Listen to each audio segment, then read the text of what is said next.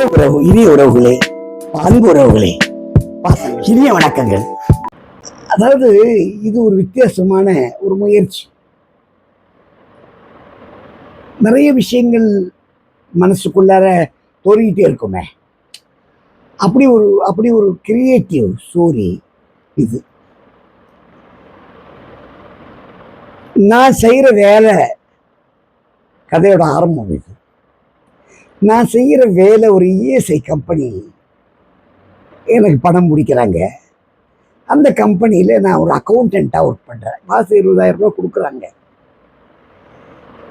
எனக்கு அப்பா அம்மா இருந்தாங்க, ஒரு விபத்தில் காலமாயிட்டாங்க. ஒரே ஒரு அக்கா, அவள் காதலிச்சு கல்யாணம் பண்ணிக்கிட்டா.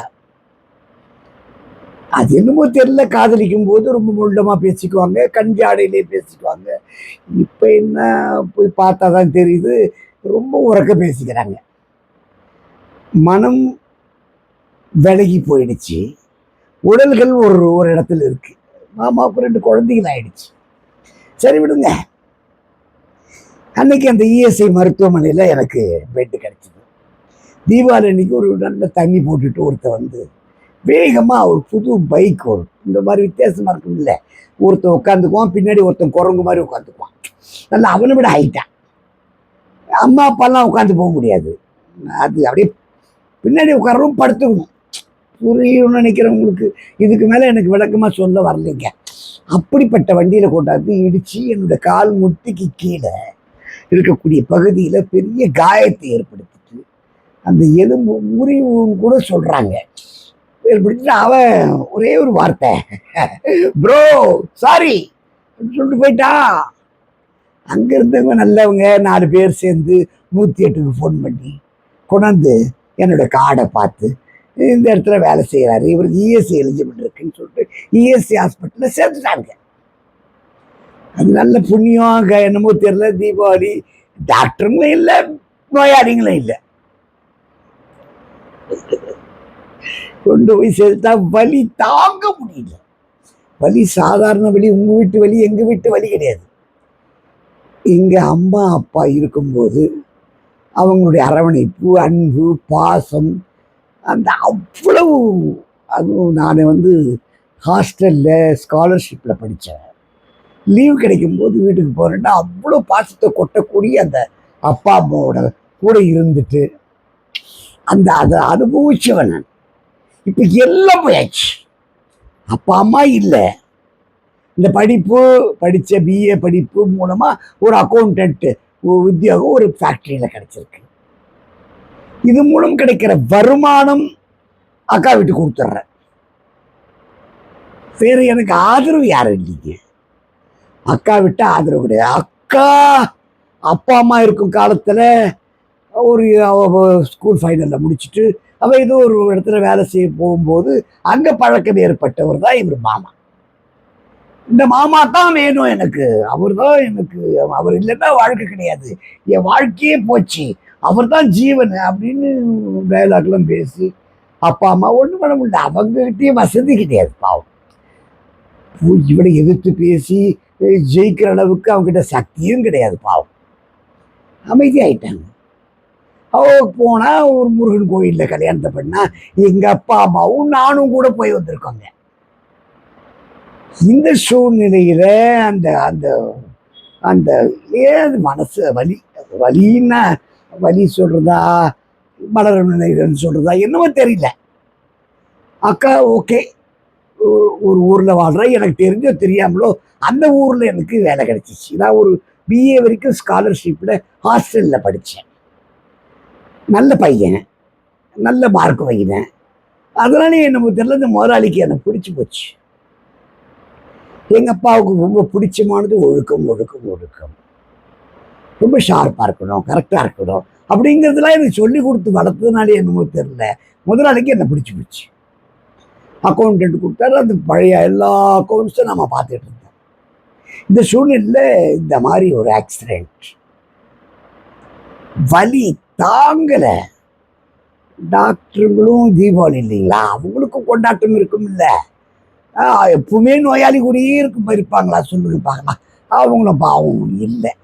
ஏதோ ஒரு நர்ஸு நல்ல பொண்ணு பாவம், அந்த பொண்ணு ஏதோ மாத்திரை கீத்திரை கொடுத்து வலி தாங்குங்க, டேய் தம்பி நல்லா புரிஞ்சுக்கோ, இது 2-3 நாளைக்கு இந்த வலி தாங்கும், நான் கொடுக்குறது வலி மாத்திரை, வலி குறைக்கிற மாத்திரை தான், பெருசா என்னால் ஒன்றும் பண்ணிட முடியாது, நான் சொல்றது உனக்கு புரியுதா, நீ தற்சமயத்துக்கு நீ இதை எடுத்துக்கோ அப்படின்னு சொல்லிட்டு அந்த பிள்ளை பாவம் சொல்லிட்டு போச்சு.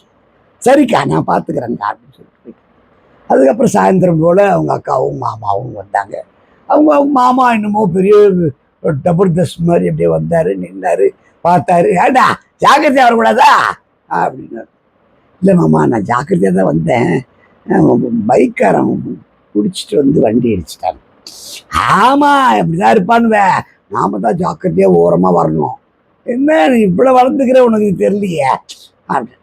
உடனே அக்கா இருங்க, அவனே வழியில் வேதனையில் இருக்கான், அவனை போய் நீங்கள் கண்ணு ராஜா இந்த ஆப்பிள் பண்ணலாம் கொடுத்து. அக்கா எதுக்குக்கா, குழந்தைங்க எப்படியா இருக்கா, நல்லா நல்லா இருக்காங்கடா, வீட்டில் விட்டு வந்திருக்கேன், இவங்க அம்மா கூட இருக்காங்க, பார்த்துக்கிறாங்கடா செல்லம். ஏன் எங்கள் அம்மான்னு சொல்கிறேன், உனக்கு மாமியார்னு சொல்லக்கூடாதா அப்படின்னாரு. எங்கள் மாமியார்கிட்ட விட்டு வந்திருக்கேன். அந்த பிள்ளை என்ன பண்ணும் பாவம், இந்த சூழ்நிலையை பார்த்துக்குங்க. அப்பா அம்மாவோட அன்பில் வளர்ந்தவன் நான், அப்பா அம்மா ஒரு விபத்தில் மொத்தமாக காலி, அக்கா ஒரே அடம் பிடிச்சி ஒருத்தரை கல்யாணம் பண்ணின்னு போயிட்டான், அவ போன இடத்துக்கு தான் எனக்கு வேலை கிடைச்சி போகிறேன். நான் எங்கே போவேன், நான் எனக்கு இது இடம் கிடையாது, நான் என்னை சொல்ல ஒரு அனாதை பையன்னு சொல்லலாம், எனக்கு யாரும் உறவு பெரிய உறவுன்னு கிடையாது. எங்கள் அக்கா கூட பெருசா என்னடா வேற இங்கே வந்துட்டேரா, சரி பரவாயில்ல விடு அப்படிதான் சொல்லுது. அது மனசுக்குள்ள ஆசை இருக்கு, பாசம் இருக்கு, எல்லாம் இருக்கு, எல்லாம் பிள்ளைங்க இருக்கே, வாடகை கொடுக்கணும், பண்ணணும், 2 பேர் சம்பாதிக்கிறாங்க, போதல விற்கிற விலைவாசிக்கு கொஞ்சம் யோசனை பண்ணி பாருங்க. அப்படியே காலம் போகுது, அப்படியே போகுது, வலி தாங்குற 3 நாளாச்சு. 4வது நாள் டாக்டர் வந்தார், வந்து பார்த்துட்டு உடனே ஒரு பிளேட் வைக்கணும்னு சொல்லிட்டு ஒரு பிளேட்டை வச்சு அது ஒரு 15-20 நாள் ஆச்சு. 20 நாளுக்கு அது பழக்கமாயிட்டேன், அந்த மருத்துவத்தில் துறையில் டாக்டரோட பழக்கமாயிட்டேன், அந்த சிஸ்டர் அக்காக்கிட்ட கொஞ்சம் பழக்கமாயிட்டு. எனக்கு உள்ளார ஒரே யோசனை, கல்யாணமான புதுத்தில் எங்கள் அக்காவையும் மாமாவையும் நான் பார்த்துருக்கேன், கண் சாடையில் பேசிக்குவாங்க, அவர் புரிஞ்சுக்குவார், அவர் ஏதோ ஒரு சைகை பண்ணுவார், இந்த அம்மா புரிஞ்சுக்குவாங்க. கல்யாணம் ஆகிறதுக்கு முன்னாடி, அதுக்கப்புறம் கல்யாணம் ஆன பின்னாடி 2 பேரும் பேசிக்குவாங்க, பழகிக்குவாங்க, சினிமா என்ன அது என்ன, நல்ல ஜாலியாக இருக்காங்க. இப்படிப்பட்டவங்க இன்னைக்கு வாழ்க்கையில் பார்க்குறேன் நான். இன்னைக்கு ஒரு நாளைக்கு லீவ் இருக்கிற அன்னைக்கு வீட்டில் குழந்தைங்களோட கொஞ்சிட்டு இருக்கும்போது அவங்க 2 பேரும் பக்கத்தில் தான் இருக்கிறாங்க, ஆனால் உறக்க பேசிக்கிறாங்க, சத்தம் போட்டு பேசிக்கிறாங்க, சண்டை போட்டுக்கிறாங்க. என்ன பண்ணுறது, தம்பி இதே கண்டுக்காதரா, கோயிலுக்கு கீழே போயிட்டு வாடான்னு சொல்லுவாங்க. என் அக்கா என்ன பண்ணும் பாவம், கொஞ்சம் யோசனை பண்ணி பாருங்க. இதுதான் சூழ்நிலை கைதி என்று சொல்லப்படுகிறது. இதுதான் எங்கள் முதலாளி கார் எடுத்துட்டு நேராக வந்துட்டார்.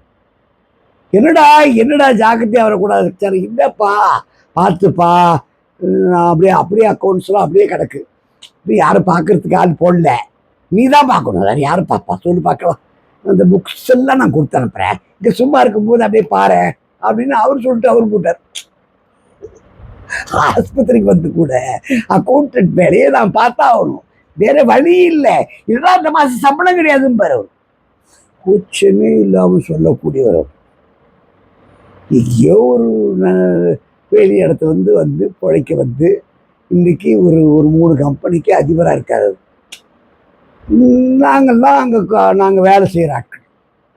காலம் மாறிடுச்சு, வேலை செய்யறதுக்கு யார் தயாராக இருக்காலும் அவன் வெற்றியால் நான் மாறுறான், அதானே உண்மை.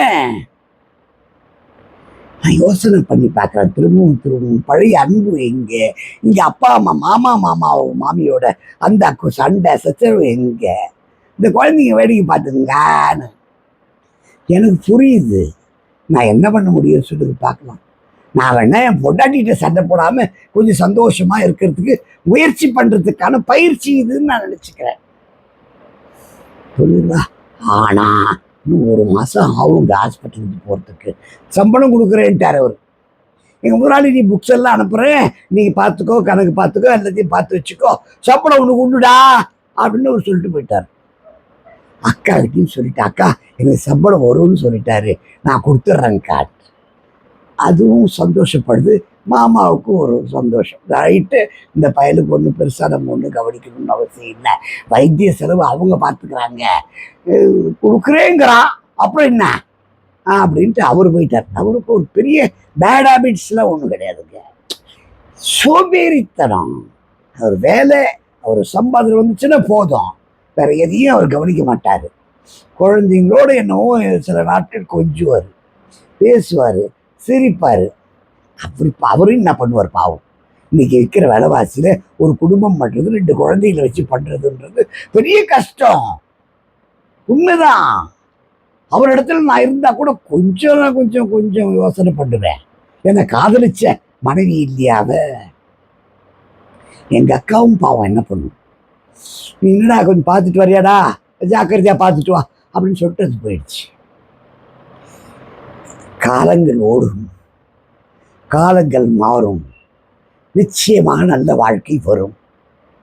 நான் நம்புகிறேன். வாழ்த்துக்கள். நன்றி, வணக்கம்.